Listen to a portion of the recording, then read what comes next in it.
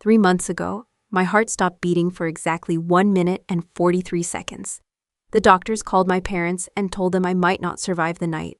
My father thanked them for calling, then asked if they could keep her comfortable until tomorrow, because my little brother was swimming the biggest race of his life that afternoon. By the time my heart started beating again, my parents were standing beside an Olympic-sized pool, cheering, smiling, recording videos. My name is Claire Donovan. I'm 26 years old. When I woke up in the intensive care unit, every breath felt like sandpaper scraping through my chest. Machines surrounded my bed. My throat burned. My body barely felt like mine. The first thing I whispered wasn't, "Am I going to be okay?" It wasn't, "What happened?" I asked the question almost every daughter would ask. "Did my family make it?" The nurse looked toward the empty chair beside my bed, then back at me. "I'm sorry, no one came."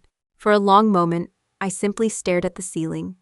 Not because I couldn't believe it, because some part of me realized this wasn't the first time they'd chosen my brother over me. It was only the first time they'd done it while I was dying. The next morning, my phone finally buzzed. Not with panic, not with relief. A voicemail. I pressed play. Dad sounded calm, almost cheerful. "Claire? We heard from the hospital. The doctors say you're stable now. Ethan only gets one shot at qualifying. We'll come tomorrow. You've always been the strong one. I know you'll understand." I listened to that message 7 times, not because I thought I'd misunderstood, because I kept waiting to hear something that never came. Fear, urgency, love, anything. There was nothing, just tomorrow. That word followed me for 26 years. Tomorrow. Tomorrow we'd celebrate. Tomorrow they'd show up. Tomorrow we'd talk. Tomorrow never came. While I was lying alone in room 614, my mother posted 3 photographs on Instagram. Ethan standing on the starting block. Ethan holding his silver medal. Both of my parents smiling beside him beneath a banner that read, "Road to the Olympic Trials." Her caption said, "Nothing is more important than believing in your child." Hundreds of people clicked like. None of them knew their daughter was still attached to heart monitors less than 20 miles away. I could have spent those 7 days wondering why. Instead, I started asking a different question. What if this hadn't started at the hospital? What if I'd been missing the truth my entire life? So I asked for everything. Visitor logs, medical records, old bank statements, forgotten emails, anything that could explain why the people who raised me never came. Each answer uncovered another lie. Each lie led to another secret. Until one afternoon, a lawyer placed a wooden box in front of me. Inside was a letter my grandmother had written before she died. It began with one sentence. "If you're reading this, they never told you the truth." That was the moment I realized. Surviving cardiac arrest wasn't the hardest thing I'd ever done.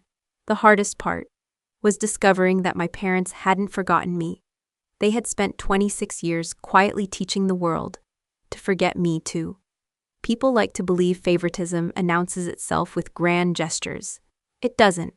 Most of the time, it arrives quietly. One small decision at a time, one forgotten promise, one empty chair, one sentence repeated so often that everyone eventually mistakes it for the truth. In my family, that sentence was always the same. "Claire's fine. She never asks for much. She's the easy one." By the time I turned 26, those words had become less of a compliment and more of an excuse. I was 6 when I first realized our house revolved around Ethan. Not because anyone said it, because everything in our living room pointed toward him. Swimming trophies lined the fireplace. Blue ribbons hung above the television. Framed newspaper clippings covered an entire wall. Every few months, another photograph replaced an older one. Ethan at his first swim meet. Ethan shaking hands with a coach. Ethan smiling beside a medal almost too large for his neck. There were pictures of me too. 3, one from kindergarten. One Christmas portrait. One family photo where I stood at the very edge, half hidden behind my mother's shoulder. Even at 6 years old, I noticed the difference. Children always do. They just don't have the words for it yet. One December afternoon, I wandered into the living room while Mom was rearranging the picture wall. She stepped back to admire it. "What do you think?" she asked. "It looks nice," I said. Then I pointed toward the family picture. Can that one go in the middle? She smiled without looking at me. Oh, sweetheart, the middle is for Ethan's state championship.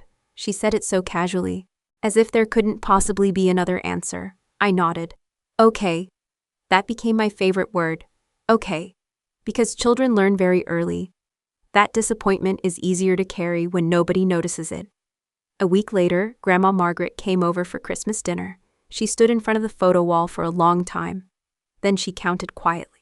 1, 2, 3. She looked at me, then back at my parents. Richard, Linda, why are there only 3 pictures of Claire? The room became strangely quiet. Dad laughed first. She's not really into photos. Grandma looked at me. Is that true, sweetheart? I opened my mouth. Before I could answer, Mom spoke. Claire never cares about these things. I remember glancing toward the wall again. I did care. I just didn't think anyone cared that I cared. Grandma didn't argue. She simply reached into her purse, pulled out a small instant photograph she'd taken of me helping her bake cookies that morning. She walked over to the wall, found an empty space, and hung it there herself. There, she said with a smile. Now it looks more like a family. Dad removed it the next morning. He said the frame didn't match. When Ethan was 10, swimming became more than a hobby. Coaches started visiting. Newspapers called. College scouts were already whispering about potential. The whole house changed. Weekends disappeared into swim meets. Vacations became training camps. Dinner conversations revolved around split times, rankings, and qualifying standards. If Ethan won, we celebrated. If Ethan lost, everyone walked on eggshells for days. Without realizing it, I began organizing my own life around his emotions too. One Friday afternoon, my elementary school announced an art exhibition. Every student would have one piece displayed. Parents were invited. I spent 2 weeks painting a rainy Seattle street with Grandma. She showed me how reflections danced across wet sidewalks after a storm. It's beautiful, she whispered. People always forget puddles can hold the sky. I didn't fully understand what she meant. I only knew I wanted Mom and Dad to see it. That morning, I handed Mom the invitation before she left for work. She kissed the top of my head. We'll be there. I believed her. The exhibition started at 5. 5 o'clock came. Then 5:15. Then 5:30. Parents filled the classroom. Children dragged mothers and fathers from painting to painting. Every few minutes I looked toward the door. My teacher knelt beside me. I'm sure they're just running late. At 6 o'clock, Grandma arrived, alone. She smiled the moment she saw me, but I noticed something else first. She wasn't carrying Dad's coat or Mom's purse. They couldn't come, I asked. Grandma hesitated, only for a second. Ethan had an extra training session, I nodded. Okay. That word again, always okay. Grandma studied my face for a long moment, then she took my hand. Show me the painting. We stood in front of it together. Neither of us spoke for almost a minute. Finally, she smiled. You painted the reflections, I shrugged. I liked how the puddles looked. She squeezed my hand gently. No, you painted the people who never looked down. Years later, I would realize she wasn't talking about the painting anymore. That night, after Grandma drove me home, I walked past the kitchen. Mom and Dad were talking softly. They didn't know I was there. Dad sounded relieved. I'm glad Claire understands. Mom didn't answer immediately. There was a pause. Long enough for me to stop walking. I know, she finally whispered. Her voice faded. Dad interrupted. Linda, Ethan has a real chance. Claire will be fine. Another silence. Then Mom quietly said the words I'd hear for the next 20 years. She always is. I stood in the hallway, waiting for someone to come looking for me. No one did, looking back now. People often ask me when my parents stopped choosing me. They assume there must have been one terrible day. One life-changing decision. One unforgettable betrayal. They're wrong. Love rarely disappears all at once. Sometimes, it leaves so slowly that you don't realize you're standing alone until years later, and by then, everyone around you has already accepted the story. Claire is fine. Claire understands. Claire doesn't need anything, including her family. People think betrayal begins with a single unforgettable moment, a slammed door, a cruel sentence, a parent saying they don't love you. I used to think that too. But the truth is, Betrayal is usually much quieter. It's made of birthdays remembered too late, promises broken so often they stop sounding like promises, and little girls who slowly teach themselves not to hope. By the time I entered high school, I'd become remarkably good at asking for nothing. It wasn't because I didn't want anything. I simply understood the rules. If Ethan needed new racing suits, we found the money. If his coach recommended a training camp across the country, my parents somehow made it happen. If I needed something, I waited until it became impossible to ignore. Even then, I usually found another solution first. Looking back, I wasn't independent. I was adapting. There's a difference. I got my first job at 15. Not because my parents told me to. Because I was tired of hearing the phrase, "We'll see." "We'll see" usually meant no. It just sounded kinder. So I started babysitting for families in our neighborhood, then tutoring younger students after school. By 16, I worked weekends at a small bookstore near Pike Place Market. The owner, Mrs. Hernandez, used to laugh every time I picked up an extra shift. "You saving for something special?" I smiled. "College." She nodded approvingly. "Your parents must be proud." For a second, I almost corrected her. Instead, I smiled again. "They're busy." That answer became easier than telling the truth. Ethan was 17 when colleges really started calling. Scouts filled the bleachers during his swim meets. Recruiters shook my father's hand like he was signing professional contracts. Every conversation at home became about scholarship offers, training schedules, nutrition plans, travel expenses. I wasn't jealous. I was genuinely proud of him. He worked harder than anyone I knew. He woke before sunrise, practiced until his shoulders were raw, missed birthdays, skipped vacations. He earned every medal hanging on our wall. The problem wasn't Ethan. It never had been. The problem was that my parents acted as though only one dream could matter at a time. One Saturday morning, Ethan found me studying at the kitchen table. "You coming to the meet today?" he asked. "I have to work." He looked disappointed. "You've missed the last two." "I know, I'll try next weekend." He hesitated before speaking again. "Mom said you're working a lot lately." "I am." "You don't have to buy me anything for my birthday." I blinked. "What?" He shrugged awkwardly. "I heard Mom telling Dad money's tight. I don't want you spending yours on me." For a moment, I couldn't speak. He thought I was working to buy him birthday presents. He had no idea I was trying to pay my own tuition application fees. I smiled anyway. "Don't worry about me," he grinned. "You always say that." Then he grabbed his swim bag and hurried toward the door. "Wish me luck." "I always do." He waved without turning around. "I know." The front door closed. I sat there for another minute, staring at my textbooks. It wasn't Ethan's fault he didn't know. Children believe the version of reality they're given, just like I once had. Senior year arrived faster than I expected. I was accepted into the University of Washington's speech pathology program. The letter arrived on a rainy Tuesday. I must have read it 20 times before I finally believed it. That evening, I placed the acceptance letter on the kitchen counter. Dad glanced at it while scrolling through emails. "That's great." He didn't look up. Mom smiled from across the room. "We're proud of you." She meant it. I honestly believe she did. But before another word could be said, Dad's phone rang. He answered immediately. Within seconds, his entire face lit up. "Ethan? Really? When?" He laughed loudly. After hanging up, he turned toward Mom. "Coach says Stanford wants another meeting." She gasped. "Oh my goodness." They hugged each other in the middle of the kitchen. My acceptance letter remained exactly where I'd left it. No one picked it up again. A week later, Grandma Margaret invited me to lunch. She already knew. She always knew. "I'm proud of you," she said, before I even sat down. "You worked for this." I smiled. "So did Ethan." She stirred her tea quietly. "Yes, but only one of you had to convince yourself you didn't deserve applause." I looked away. "I don't need applause." She reached across the table and squeezed my hand. "That's exactly what worries me." Graduation arrived on one of those perfect Seattle mornings that made the mountains look close enough to touch. Students laughed. Parents filled the stadium. Teachers rushed everywhere trying to organize rows. I kept searching the crowd until I finally spotted my parents. Relief washed over me. They came. For a moment, I let myself believe today might be different. Then Dad checked his watch. Again and again. Mom leaned toward him. He whispered something I couldn't hear. She looked toward the parking lot, not the stage.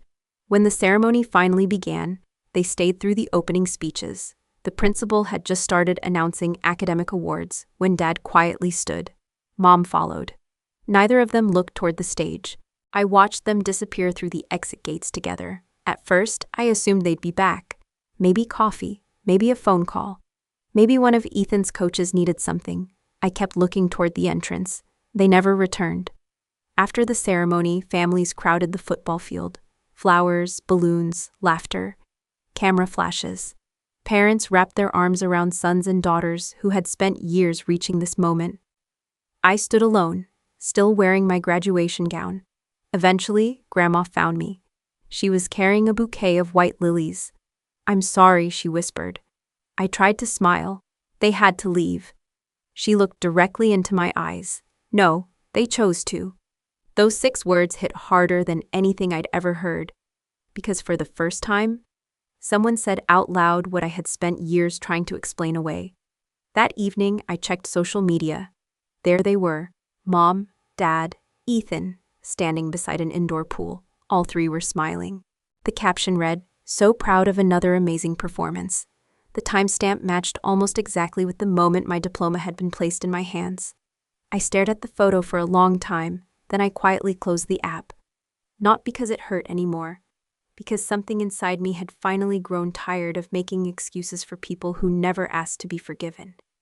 It would still take years before I stopped loving them, but that night, I stopped expecting them.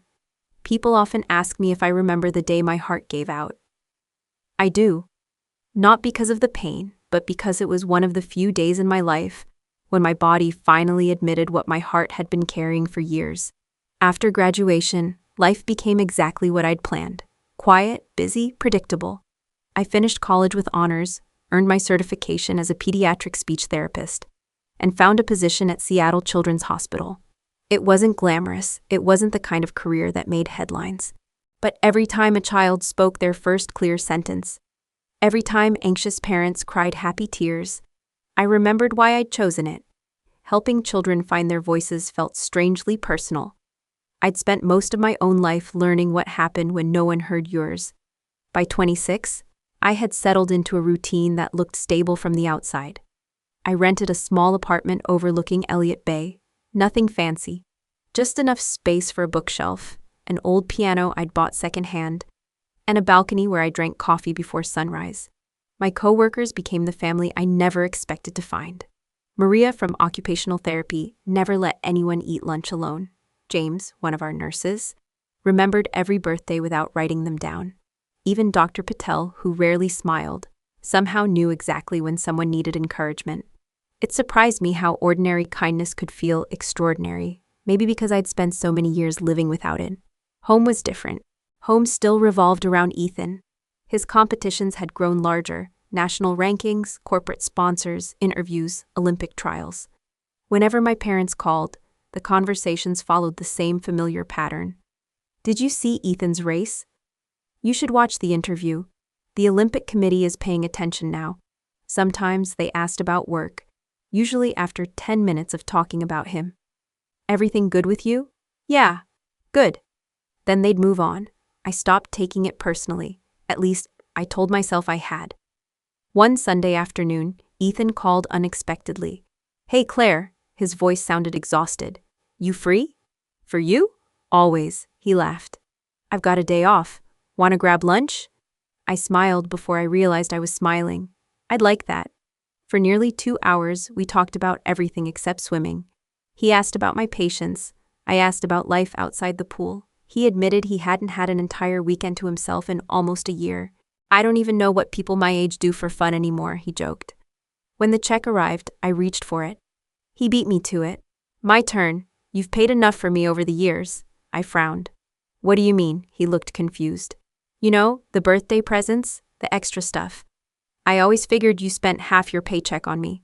For a moment, I just stared at him. He genuinely believed I'd been helping because I wanted to spoil him, not because I had been paying my own way through life. I smiled softly. "You've always believed the best about people." He shrugged. "I learned that from you." The The words stayed with me long after lunch ended.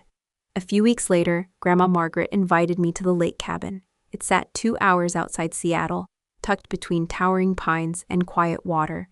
It had always been my favorite place. No trophies, no photographs celebrating championships, no constant comparisons. Just the smell of cedar wood and fresh coffee. Grandma seemed more tired than usual. She moved slower, paused more often. As we sat on the porch watching the sunset, she reached into her sweater pocket and handed me an old brass key. "Keep this," I frowned. "What does it open?" She smiled. "You'll know when the time comes." I laughed. "That sounds mysterious." "It is." Then her smile faded. "Promise me something." "What?" "No matter what anyone tells you, never doubt what you've lived." I looked at her curiously. "Why would I?" She stared across the lake for a long time before answering. "Because sometimes, the people closest to us work the hardest to rewrite our memories." At the time, I thought she was talking about aging. I had no idea she was trying to warn me. 3 months later, everything changed. It started like any other Tuesday. Morning rounds, patient evaluations, coffee that had gone cold before I finished half the cup. Around noon, a sharp pressure settled in the center of my chest. Not painful, just strange. James noticed before I did. "You okay?" "Yeah, I think I skipped breakfast." He narrowed his eyes. "You never skip breakfast." "I'll be fine." Those words again, the same words I'd heard my entire life. "I'll be fine." By 2 o'clock, the pressure had become pain. It spread into my shoulder, then my jaw. The hallway outside the therapy room suddenly tilted beneath my feet. Someone called my name. Another voice shouted for a crash cart. I remember grabbing the wall, missing it. The floor rushed toward me, then, nothing. They told me later that my heart stopped for 1 minute and 43 seconds. A nurse began CPR immediately. The emergency team arrived within moments. Someone shocked my heart. Once, twice. The third attempt brought me back. I don't remember any of it. What I remember is waking up. The room felt impossibly bright. Every breath hurt. Machines beeped steadily beside my bed. A tube scratched my throat. The air smelled of antiseptic and plastic. For several seconds, I couldn't understand where I was. Then memories came rushing back. The hallway, the pain, falling. A nurse noticed my eyes opening. She smiled with visible relief. "Welcome back. You gave us quite a scare." My lips barely moved. She leaned closer. "My family." She looked toward the empty chair beside my bed, then back at me. "They were notified." I waited. She didn't continue. "Did they come?" The silence answered before she did. "I'm sorry, no." I turned my head toward the window. Rain slid slowly down the glass. Seattle looked exactly the same as it had the day before. Only my world had changed. I wasn't angry, not yet, mostly. I felt embarrassed. Embarrassed that part of me had still believed this might be different, that almost dying would finally matter enough. The next morning, my phone vibrated on the bedside table. One voicemail from Dad. I already knew what it would say. Still, I pressed play. "Claire, we heard you're stable. That's wonderful news. Ethan's qualifying event is today. We're going to stay until it's over. We'll come tomorrow, you understand?" The message ended. No, I love you. No, we're on our way. No panic, just certainty. The quiet certainty that I would wait, like I always had. An hour later, Maria walked into my room carrying a small paper bag. "I brought your favorite blueberry muffins." She stopped when she saw my face. "What happened?" Without saying a word, I handed her my phone. She listened, then listened again. When she finished, she slowly placed the phone on the blanket. "I don't know your parents," she said, carefully, "but I know this. If one of my children almost died, I'd be running through walls to get here." Something inside me cracked. Not because she criticized them, but because she described something I'd never actually experienced. That afternoon, I opened Instagram. My mother's newest post filled the screen. Ethan standing on the podium, silver medal around his neck. Dad clapping proudly beside him. The caption read, "Some moments are simply too important to miss." I stared at those words until the screen dimmed. Then I quietly locked my phone. For the first time, I stopped asking why they hadn't come. Instead, I started wondering something far more dangerous. What if this wasn't an exception? What if it was proof of who they'd always been? The hardest part wasn't accepting that my parents had chosen Ethan. I'd already known that. The hardest part was realizing they had built an entire version of our family's history that depended on me believing in was normal. Once that illusion cracked, I couldn't stop seeing the pieces. I spent 7 days in the hospital. The doctors told me stress hadn't caused my heart condition, but it certainly hadn't helped. "You need rest," Dr. Patel said before signing my discharge papers. "No major decisions, no unnecessary pressure." I nodded politely, then walked straight into the biggest decision of my life. Because while everyone else thought I was recovering, I had started asking questions I'd avoided for more than 20 years. Questions no one in my family had ever wanted me to ask. It began with something small, almost insignificant. James handed me a paper envelope as I was leaving the hospital. "This was dropped off yesterday. No name." Inside was a single handwritten note. It wasn't threatening or dramatic. It contained only one sentence. "Ask Margaret's lawyer what really happened after the funeral." No signature, nothing else. I turned the paper over twice. Blank. "Any idea who brought it?" I asked. James shook his head. "An older gentleman. Didn't leave a name." I should have thrown it away. Instead, I drove home thinking about my grandmother. Margaret Ellis had passed away almost 18 months earlier. Officially, it had been peaceful, natural causes, a quiet funeral attended by family and a few lifelong friends. I remembered standing beside her casket while my father handled the paperwork. My mother comforted guests, and Ethan had arrived late from a training camp. Everything had looked normal. Now I wasn't so sure. 2 days later, curiosity won. I called the attorney whose business card I still kept inside one of Grandma's cookbooks, Richard Lawson. He answered on the second ring. "Mr. Lawson, this is Claire Donovan." There was a long pause. When he finally spoke, his voice sounded strangely relieved. "I've been hoping you'd call someday." That sentence immediately put me on edge. "You've been expecting me." "In a way, would you be willing to meet?" His office overlooked Elliott Bay. Nothing luxurious, old wooden shelves, family photographs, boxes of legal files stacked neatly against one wall. Richard looked to be in his late 60s. Gray hair, wire-rimmed glasses, the kind of face that inspired quiet confidence. After we exchanged greetings, he studied me carefully. "You look exactly like your grandmother." "I've heard that before." "I'm glad, so did she." He folded his hands. "Tell me why you're here." I placed the anonymous note on his desk. He read it once, then slowly leaned back in his chair. I wondered if someone would eventually send this. "You know who wrote it?" "No, but I know why." For nearly a minute, neither of us spoke. Finally, Richard opened a drawer and removed a thick manila envelope. He didn't hand it to me immediately. Instead, he asked one question. "Claire, how much do you know about your grandmother's estate?" I shrugged. "Very little. She left everything to my father, that's what I was told." Richard held my gaze. "No, that is not what she instructed me to do." Every sound in the office seemed to disappear. I heard only the ticking of the clock behind him. "I'm sorry." "What?" He slid a single document across the desk, a copy of Grandma's signed will. My eyes moved across the page, then stopped. I read the paragraph again, and again. I was listed by name, not my father, not Ethan, me. I looked up. "This has to be a mistake." Richard quietly shook his head. "It isn't. Your grandmother amended her will 6 months before she passed away. She left the lake cabin to you." I laughed, not because it was funny, but because nothing else made sense.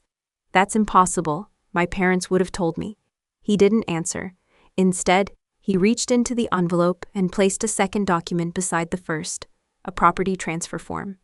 Then a third, a notarized authorization.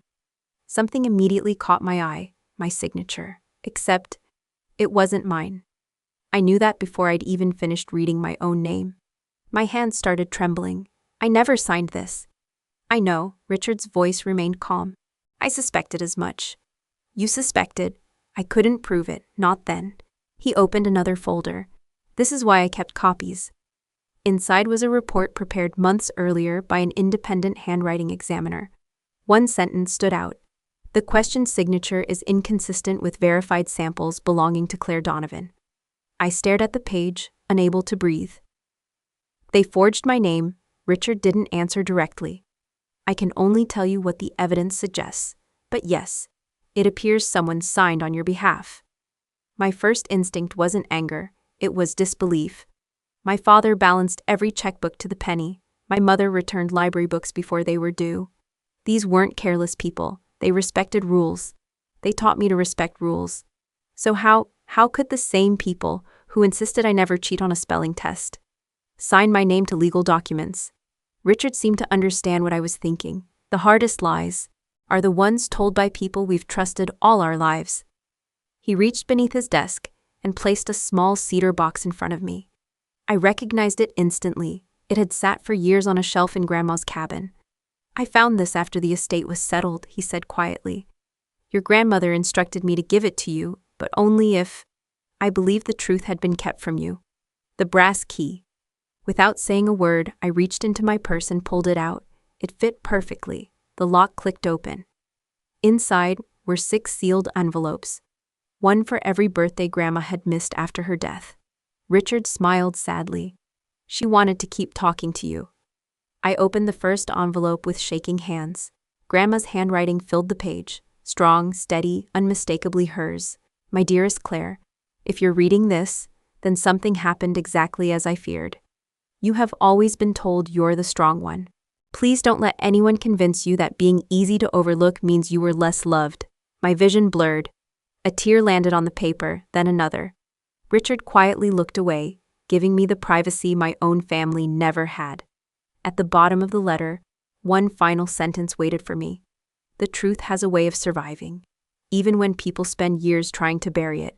For the first time, I understood that my grandmother hadn't simply left me a cabin. She had left me a way back to the truth. And once I knew the truth, there was no going back. For weeks after meeting Richard, I barely slept. Not because I doubted the evidence, but because I kept hoping there had to be another explanation.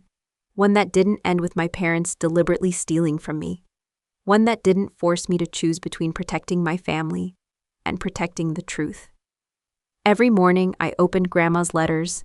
Every night I closed them wondering if exposing everything would destroy what little remained of us. Then Richard called. They've announced the date, the scholarship ceremony, Friday, 3 o'clock, Seattle Convention Center. My father would receive a Community Leadership Award for his unwavering dedication to developing young athletes. My mother had been invited to speak about family sacrifice. Ethan would officially accept one of the largest Olympic development scholarships in the state. The irony was almost unbearable, a family being honored for values they had never shown their own daughter. I don't have to do this, I whispered. Richard looked at me across his desk. No, you don't. His answer surprised me. I thought you'd tell me I had a responsibility. I think you have a choice. There's a difference. He slid the lawsuit toward me. If you walk away today, I'll respect it. If you file, there's no putting this back in the box.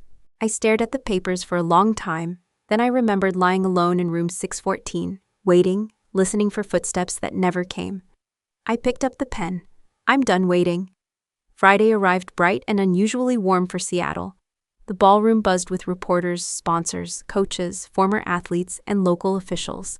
Large banners hung from the ceiling, celebrating excellence, celebrating family. Volunteers hurried between tables, placing name cards. Television crews adjusted lights. A string quartet played softly near the stage. Everything looked perfect, perfect enough to hide almost anything. Richard stood beside me near the back entrance. You still have time to leave. I smiled sadly. I spent 26 years leaving. I think I'll stay. The ceremony began with applause. Videos played across massive screens. Families hugging, children crossing finish lines, parents crying in the stands. The audience laughed, clapped, wiped away tears. Then my family's video appeared. Ethan learning to swim, Dad timing laps with a stopwatch, Mom wrapping a towel around his shoulders after practice. A narrator spoke warmly. Behind every extraordinary athlete stands an extraordinary family. The room erupted into applause. I didn't look at the screen. I looked at the empty chair beside me instead. For some reason, It reminded me of the chair next to my hospital bed. Still empty, still waiting for people who had chosen somewhere else. The master of ceremonies smiled toward the front row. And now, please welcome this year's Olympic Development Scholarship recipient, Ethan Donovan. The applause was deafening. Ethan walked onto the stage, confident, grateful, completely unaware that his entire life was about to change. He adjusted the microphone. I've been asked what it takes to chase a dream like this. He smiled toward our parents. My answer has always been the same. You need people who never stop believing in you.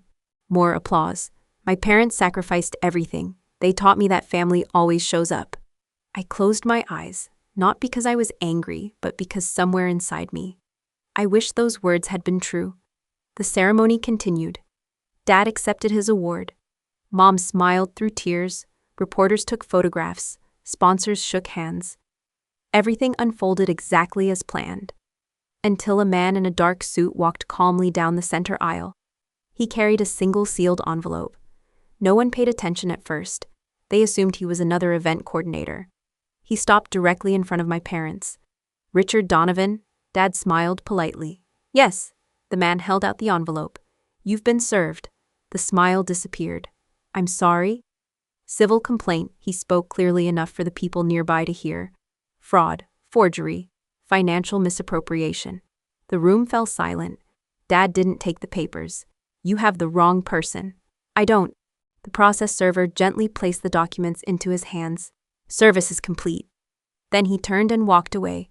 He never raised his voice, never created a scene. He didn't have to. The paperwork had done it for him. Whispers spread through the ballroom. What happened? Did he say fraud? Who's suing them? Several reporters lowered their cameras from the stage and pointed them toward the front row instead. One producer spoke urgently into her headset. Stay live, don't cut. The Scholarship Foundation's director walked toward Richard. Richard quietly handed him a copy of the forensic report. The man scanned the first page, then another. His expression changed instantly. He turned toward the production crew. Pause the family recognition. The music stopped.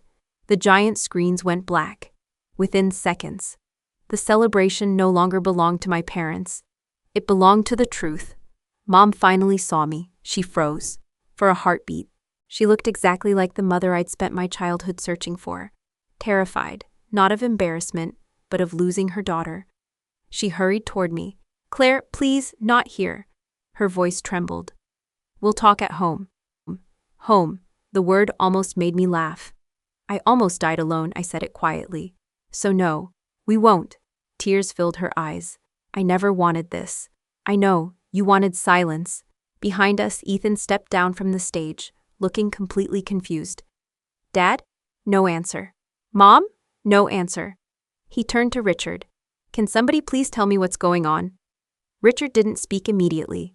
He simply opened his briefcase and handed Ethan 3 documents. The amended will, the forged property transfer, the forensic handwriting report. Ethan frowned. This doesn't make sense. He kept reading, his breathing slowed, then stopped. He looked up at Dad. What is this? Dad swallowed hard. It's complicated. No, Ethan's voice cracked. It's not. He lifted the report with trembling hands. Did you forge Claire's signature? Silence. He looked at Mom. Did you know? She couldn't answer. Because the truth had reached the point where words no longer mattered. One reporter stepped closer. Mr. Donovan, is it true your daughter's education savings were redirected over several years? Another voice followed. Were you notified when your daughter suffered cardiac arrest? A third reporter asked the question no one in my family had ever asked before. Why wasn't anyone with her? No one answered. The silence said enough. Around the room, sponsors quietly gathered their folders. One after another, they left. The chairman of the scholarship committee approached Ethan with visible regret. I'm sorry, we're postponing today's recognition until this matter is resolved. Ethan nodded once. He didn't argue, didn't defend anyone. He simply removed the medal from around his neck and held it in his hands as if it suddenly weighed far more than gold. Mom reached for me instinctively, the way mothers do when they're afraid of losing a child. I stepped back. She stopped where she was. Please, I can explain. I looked at her for a long moment. Then I asked the only question that mattered. When I was lying in intensive care, did either of you think, just once, that I might not be alive tomorrow? Neither of them answered. Dad lowered his eyes. Mom covered her mouth. For 26 years, they had always found the right words. Now, they had none. I turned toward my father. You spent my entire childhood telling everyone I was the strong one. He still couldn't meet my eyes. I nodded slowly. You were right. I became strong, just not in the way you expected. I looked at Ethan. None of this was his victory. None of it was his fault. I'm sorry, I said quietly. You deserved the truth too. A tear rolled down his face. I would have come. I know. It was the first honest conversation we'd ever had, and it lasted only 3 words. I handed the gray folder to Richard. It's yours now. He understood what I meant. The case no longer belonged to my pain. It belonged to the law. Without another word, I walked toward the exit. No reporters followed. No cameras blocked my path. No one tried to stop me. Behind me, I heard raised voices, questions, confusion, the sound of a family finally collapsing beneath the weight of its own lies. Outside, the afternoon sun warmed my face. For the first time in years, I didn't feel like the forgotten daughter. I felt like a woman who had finally stopped asking people to choose her, because I had finally chosen myself. People think justice feels loud, like a judge striking a gavel, like headlines, like revenge. It doesn't. Real justice is surprisingly quiet. Sometimes, it sounds like a front door closing behind you, knowing you never have to walk back through it again. The weeks after the ceremony passed in a blur. News spread faster than I expected. Not because my family was famous, but because people are fascinated by stories that force them to ask uncomfortable questions. How could parents ignore a daughter lying in intensive care? How could a family celebrated for sacrifice be accused of betraying one of their own? Local news stations replayed footage from the scholarship ceremony for days. Comment sections exploded. Some people called me brave. Others accused me of destroying my own family. I stopped reading after the second day. Strangers were arguing over a life they had only seen for 3 minutes on television. None of them knew what 26 years had actually felt like. The legal process moved much slower than the public reaction. There were depositions, financial audits, property records, witness interviews. Richard warned me more than once. This isn't television. Truth wins eventually, but never quickly. For months, I answered questions I'd already answered 100 times. I signed statements, reviewed timelines, read documents I wished had never existed. Some days I left Richard's office feeling lighter. Other days I drove home wondering whether any victory could possibly be worth reliving the worst parts of my life. Healing, I discovered, wasn't a straight line. It never is. About 6 weeks after the ceremony, Ethan called. I stared at his name until the phone almost stopped ringing. Then I answered, "Hi." For a moment, neither of us spoke. Finally, he broke the silence. I didn't know where to start. "You don't have to." "I do." His voice sounded different, quieter, older. I read everything, the bank records, Grandma's letters, the reports. Another long silence, then, "I'm sorry." Not the automatic apology people use when they don't know what else to say. A real one. Heavy, uncomfortable. I should have noticed. I leaned against my kitchen counter. "You were a kid." "So were you." His words caught me off guard. I kept thinking about that. You were a kid too, and nobody protected you. I closed my eyes. For the first time in my life, someone inside my own family had finally said it. We met the following weekend at a small cafe overlooking the water. Neither of us mentioned the lawsuit, not at first. Instead, we talked about Grandma, her cinnamon rolls, her terrible singing voice, the way she insisted every board game had house rules. For the first time, we weren't the successful swimmer and the forgotten sister. We were simply 2 grandchildren who missed the same woman. Eventually, Ethan reached into his backpack. "I found this." He placed an old photograph on the table. It showed the 3 of us at the lake cabin. Grandma stood between us with one arm around each of our shoulders. I'd forgotten the picture even existed. "I was cleaning out my apartment," he said. "It was inside one of my old swim journals." I smiled. "You kept it." I guess I did. He looked down at the photo for a long time. You know what's strange? What? I don't remember anyone ever telling me you didn't matter. They just kept acting like I mattered more. There it was, the truth neither of us had understood as children. Favoritism doesn't only wound the child who receives less, it quietly distorts the child who receives everything. The lawsuit eventually ended, not with dramatic courtroom speeches or shocking confessions. Most real cases don't. Faced with overwhelming evidence, my parents agreed to a settlement. The forged transfer was reversed. The lake cabin legally became mine, exactly as Grandma had intended. The funds taken from my education account were repaid with interest. There were other legal terms, other signatures, other consequences. Those belonged to the attorneys. The part that belonged to me was much simpler. For the first time in my adult life, the truth existed on paper. No one could rewrite it anymore. People often ask if my parents ever apologized. The honest answer, yes, several times. Letters, emails, voicemails, even handwritten cards left in my mailbox. Every apology said roughly the same thing. They hadn't realized how much they'd hurt me. They'd been trying to do what they believed was best for Ethan. They hoped one day we could become a family again. Years earlier, those words would have been enough. Not because they healed anything, but because I would have been desperate to believe them. But healing changes the questions you ask. I no longer asked, do they love me? I asked, do I feel safe with them? The answer never changed. One rainy afternoon, nearly a year after the lawsuit ended, I drove to the lake cabin alone. The place looked exactly as I remembered. The porch still creaked beneath my feet. The old wind chimes still sang whenever the breeze rolled across the water. Inside, everything smelled like cedar and cinnamon. I spent the afternoon cleaning, dusting bookshelves, opening windows, sorting through boxes Grandma had carefully labeled years before. Near sunset, I found her journal tucked inside the kitchen cupboard. The final page had been folded. I unfolded it carefully. In her familiar handwriting, she had written, "The family you're born into teaches you who you are. The family you build teaches you who you're allowed to become." I sat there for a very long time, listening to the lake, listening to the silence. For once, it didn't feel lonely. It felt peaceful. Today, my life looks very different. I still work at Seattle Children's Hospital. Children still struggle to find their words. Parents still cry when they finally hear them. Maria still insists everyone celebrate birthdays. James still brings terrible coffee every Monday morning.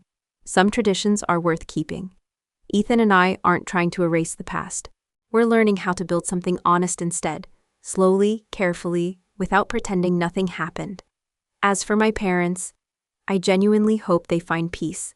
Forgiveness and reconciliation aren't the same thing. I chose forgiveness because I was tired of carrying anger. I chose distance because I finally learned to protect my own heart. Those choices can exist together. Sometimes I think back to that voicemail. Will come tomorrow. For years, that word defined my life. Tomorrow. Tomorrow they would notice me. Tomorrow they would understand. Tomorrow they would finally choose me. Then one day, I realized something.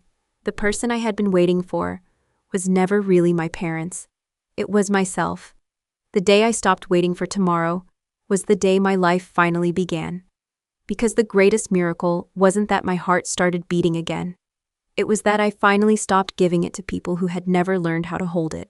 If you've ever been the child who was always told to understand, I'd love to hear your story in the comments below, because no child should have to earn the love that should have been given freely. And if this story reminded you that healing is possible, please subscribe and join us for the next journey. We'll be here next week.